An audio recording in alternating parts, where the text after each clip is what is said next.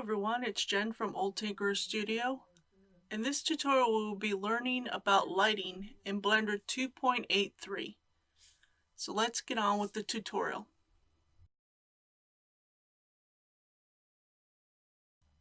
I will briefly talk about the 4 types of lights as well as other options for lighting in Blender. Note there are some differences between the Cycles render engine and Eevee when it comes to lighting, but I will only be focusing on the basic common properties. There are 2 common settings for all lights. The type defines the shape of the light, and the color is the tint of the emitted light.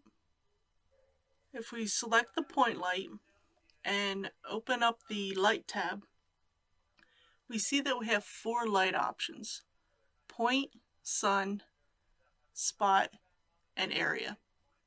Let's start off by looking at the very basic light called the point light. The point light is an omnidirectional light. It is like a bare light bulb in a room in that it generates energy in all directions. Surfaces that are further away will be rendered darker. In rendered mode, if we move the point light up and down along the z-axis, we can see how the light fall off affects the lighting of the cube. If we move the light to the top center of the cube, we can now see there is little fall off on the sides and the bottom of the cube. If we move the point light off to one side,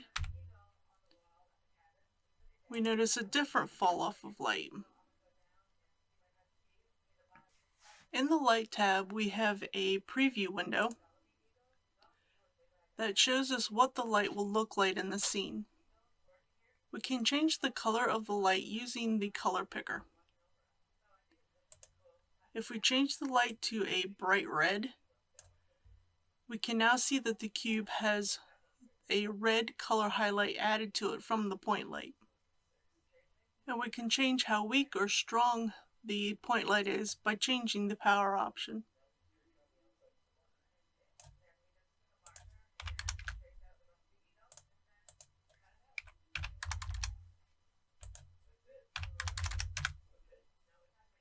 Let's now look at the sunlight.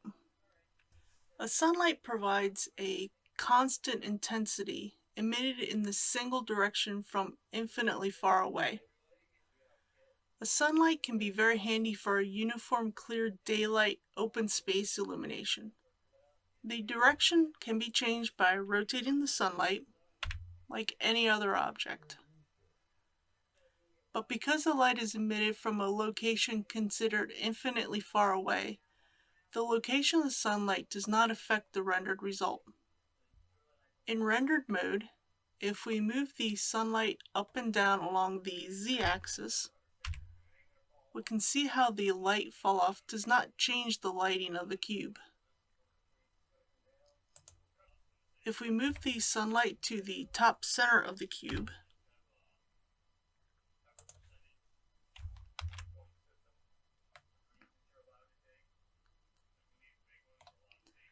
we can now see that there is no fall off on the top of the cube and very little on the sides of the cube and slightly less fall off on the bottom of the cube.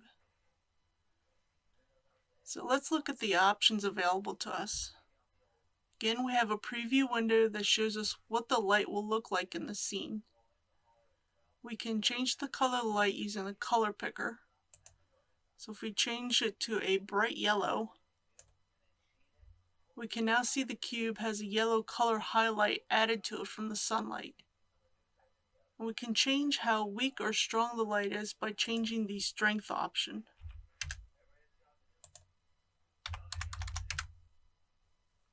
The angle is the size of the sunlight according to its angular diameter, as opposed to its actual size as seen from the Earth. Let's now look at the spotlight.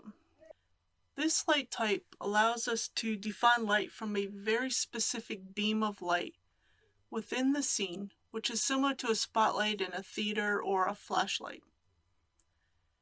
Notice that there is a cone of light that we can work with when we are using this type of light. In render mode, we can see how this light works.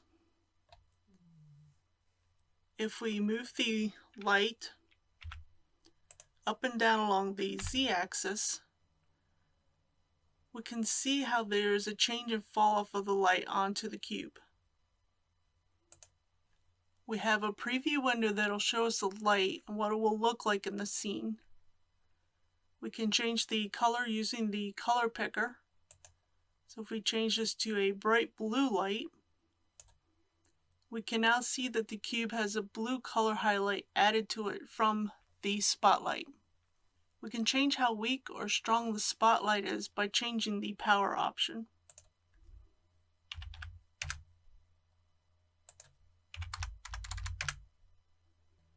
The size controls the size of the outer cone of the light, which controls the area that the light covers.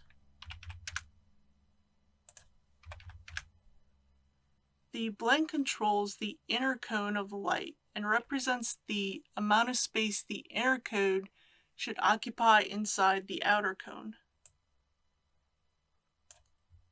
Now let's look at the area light. This light provides light from a specific region rather than a point or source. If we zoom into the light, we notice that it is a square and that this is where the light is originating. We're projecting light from the square, which acts like a softbox or a window. In render mode, we can see how this light works. If we move the light up and down along the z-axis, we get a change in the fall off of the light onto the cube. We have a preview window that will show us what the light will look like in the scene. We can change the color of the light using the color picker. If we change the color to a bright green, we can now see that the cube has a green color highlight added to it from the area light. We can change how weak or strong the area light is by changing the power option.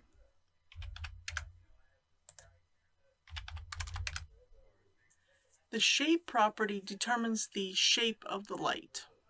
We have rectangle, square, disc, and ellipse. The size property determines the size of the square or rectangle shaped light.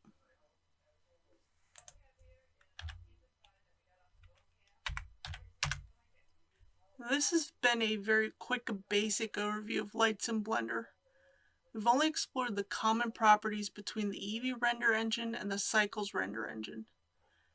The manual for Blender has more information about the properties that are different between the two render engines. We can also use high dynamic range imaging, or HDRI, for lighting. When we go into the shading workspace, we have a default HDRI. Under the Viewport Shading drop-down menu, we can access a few more HDRIs. We also have more properties that we can use with the HDRI. We can add our own HDRI files in the shading workspace. You can find free HDRI files on many sites. The one I am using is from HDRI Haven.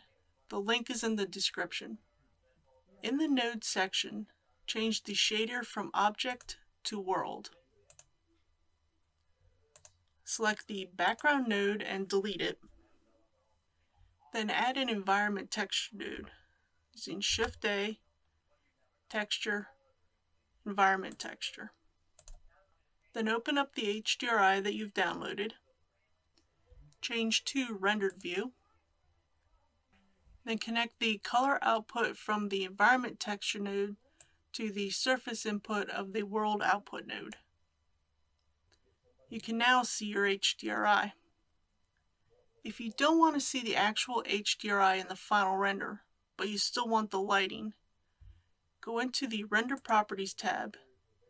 Under the Film section, check transparent. In the next Blender 2.8 Basics tutorial, we will be exploring cameras and rendering. If you're interested in learning more about 3D art and animation, don't forget to subscribe and turn on the notification bell. Thanks for watching. Have a good day.